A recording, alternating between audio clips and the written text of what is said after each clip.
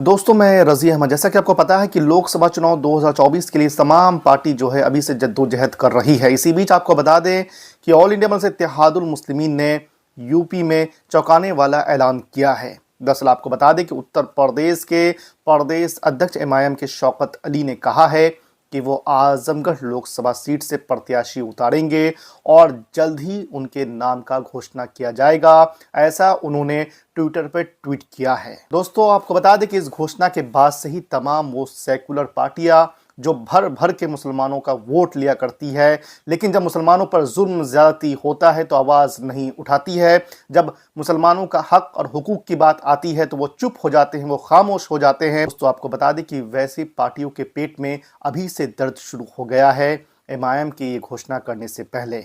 दोस्तों आपको बता दें कि एमआईएम जो है लगातार उन सीटों को चिन्हित कर रही है जहां से वो लोकसभा के प्रत्याशी उतारेंगे। दोस्तों आपको बता दें कि ऑल इंडिया मजलिस इत्तेहादुल मुस्लिमीन के प्रमुख असदुद्दीन ओवैसी ने अभी तक जो है वो किशनगंज लोकसभा सीट का ऐलान कर चुके हैं। सबसे पहला ऐलान जो हुआ है वो किशनगंज, बिहार के किशनगंज लोकसभा सीट का ऐलान हुआ है, जहां से वो अख्तरुल ईमान जो अभी मौजूदा तौर पर एमआईएम के इकलौते विधायक हैं अमोर से, उनका नाम का घोषणा हो चुका है कि वो किशनगंज लोकसभा सीट से उम्मीदवार होंगे। इसी नाइंसाफी के खिलाफ मजलिस इत्तेहादुल मुस्लिमीन को उत्तर प्रदेश में आना पड़ा। अगर इन लोगों ने हमारे साथ इंसाफ किया होता, खुदा की कसम हम उत्तर प्रदेश में नहीं आते। यहां पर मैंने सुना 15% भी 1500 भी यादव का वोट नहीं है, लेकिन मेरे भाई को टिकट नहीं, दूसरे को। यानी तुम वोट डालोगे उनको? क्या वो कभी तुम्हें वोट डालेंगे? नहीं डालेंगे। तुम्हारी इतनी ताकत है कि तुम्हें किसी के वोटों की भीख की जरूरत नहीं है। मुत्तहिदा तौर पर अगर वोट डालोगे, खुदा की कसम 5000 से चुनाव जीत करके आएंगे। हमने कांग्रेस को अपनी पार्टी माना, उनके नेताओं को अपना नेता माना। 1 साल 2 साल नहीं, 60 साल तक इस मुल्क का इख्तियार हमने कांग्रेस पार्टी को दिया।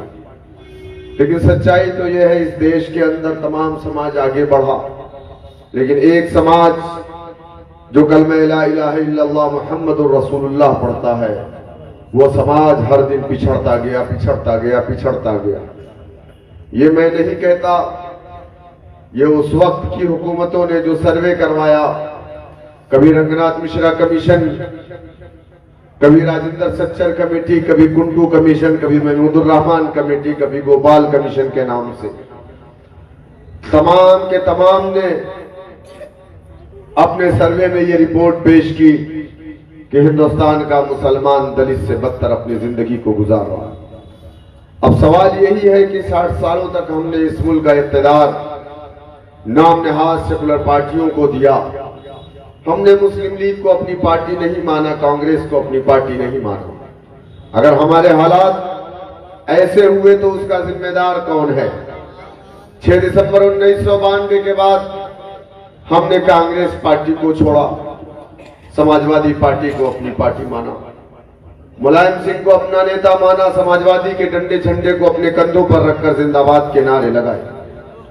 लेकिन क्या यह बात सच नहीं है कि उत्तर प्रदेश में 7% यादव, जिसका काम क्या था वो आपसे नहीं बताने की जरूरत है, आप जानते। समाजवादी पार्टी बनने से पहले उत्तर प्रदेश के किसी दफ्तर में यादव समाज का बेटा नहीं होता था। समाजवादी पार्टी बनने से पहले किसी पुलिस स्टेशन में यादव समाज का बेटा नहीं होता था।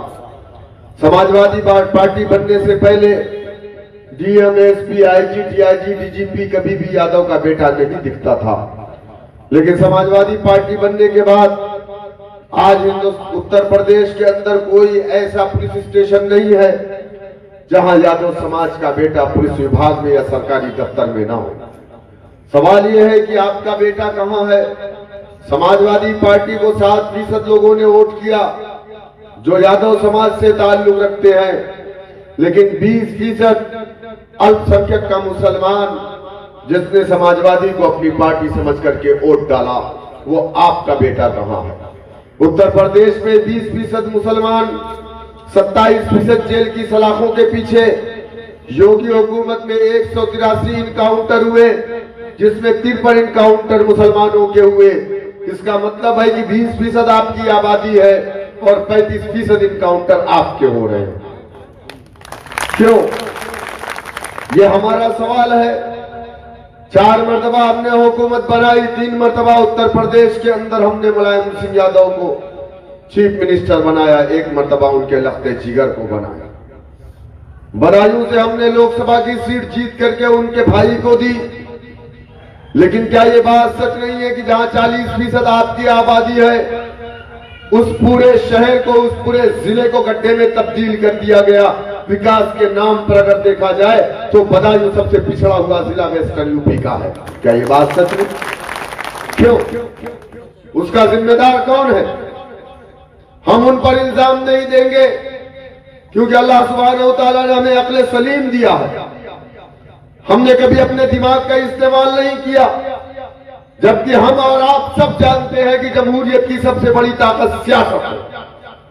जिस समाज ने सियासत में हिस्सा नहीं लिया, वो समाज कभी आगे नहीं बढ़ता। उस समाज का बच्चा कभी सरकारी नौकरी में नहीं होता। उस समाज का बेटा जेल की सलाखों में होता है। उस समाज के इलाकों में अच्छे स्कूल नहीं होते। उस समाज के इलाकों में अच्छे अस्पताल नहीं होते।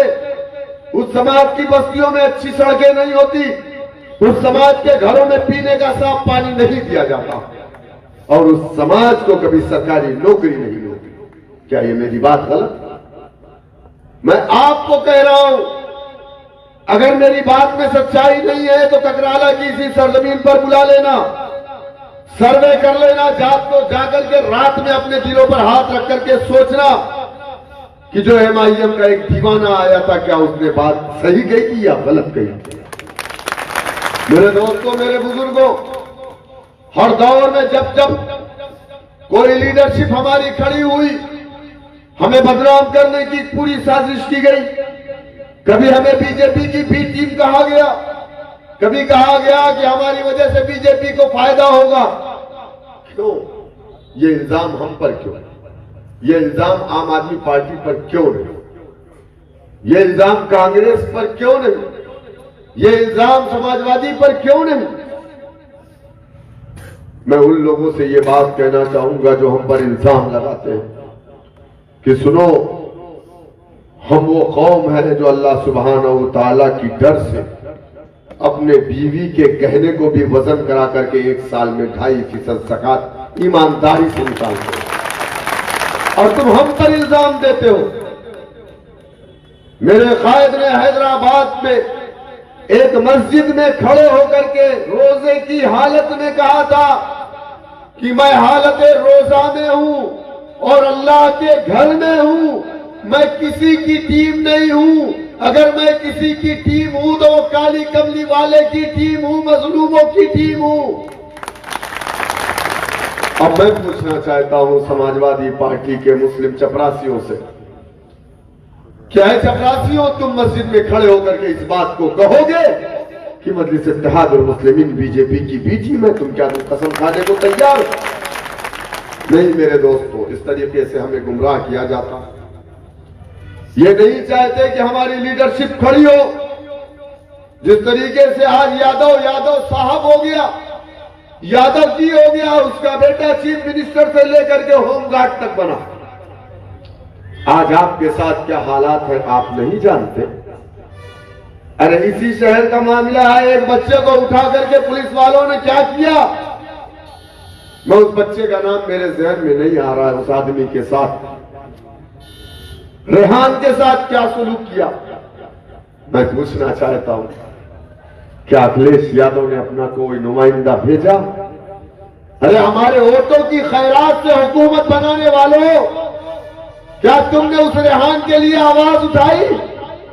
खुदा की कसम ककराला के लोगों, 75 सालों में मैं आपके पास बैरिस्टर सऊदी ओवैसी साहब के लिए या आपके लिए वोट मांगने नहीं आया, पहली मर्तबा आया हूं। और उस वक्त भी जब मैंने बरेली से अपने जिला सदर को ककराला में भेजा था, तब तक मेरा कोई इरादा नहीं था कि ककराला में नगर पालिका लड़ी जाएगी या नगर पंचायत लड़ी जाएगी। आपने हमें कभी वोट नहीं दिया था, हम नहीं जानते थे रेहान को, लेकिन हमें तकलीफ इस बात की हुई क्योंकि मेरे आका नबी करीम सल्लल्लाहु अलैहि वसल्लम के वो अल्फाज उन्होंने कहा कि तुम एक जिस्म वाहिद की तरह हो। अगर ककराला में एक मोमिन को तकलीफ हुई और अगर हैदराबाद में बैठा हुआ मोमिन उस तकलीफ को नहीं महसूस कर रहा है, मेरे आका ने कहा कि फिर वो मोमिन मुसलमान नहीं है।